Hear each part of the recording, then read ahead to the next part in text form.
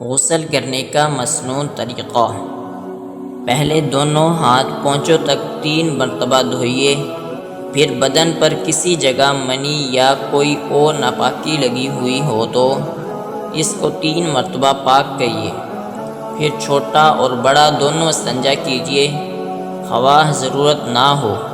اس کے بعد مسنون طریقے پر وضو کیجیے۔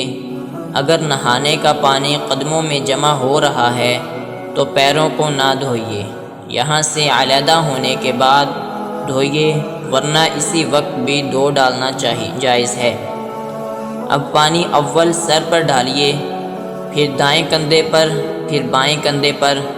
اتنا پانی ڈالیے کہ سر سے پاؤں تک پہنچ جائے۔ بدن کو ہاتھوں سے ملیے، یہ ایک دفعہ ہوا۔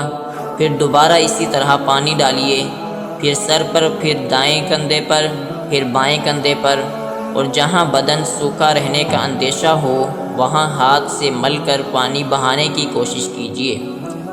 پھر اسی طرح تیسری بار پانی سر سے پیر تک بہائے۔ فائدہ: غسل کے بعد بدن کو کپڑے سے پونچھنا بھی ثابت ہے اور نہ پونچھنا بھی، لہٰذا دونوں میں سے جو بھی صورت آپ اختیار کریں، سنت ہونے کی نیت کر لیا کیجیے۔ سنت: اسی غسل سے نماز ادا کریں، نیا وضو کرنے کی ضرورت نہیں، خواہ ننگے ہو کر ہی غسل کیا ہو۔ ہاں، غسل کے کرنے کے بعد وضو ٹوٹ جائے یا غسل کی حاجت نہیں ہے اور فجر کی نماز پڑھنی ہے تو نماز فجر کے لیے وضو کرنے کی تیاری کریں، اور وضو کے متعلق جو سنتیں ذکر کی جا رہی ہیں ان کا ہر دفعہ وضو کرتے وقت خیال رکھنا ہوگا۔ ہم ایک مرتبہ عرض کر دیں گے۔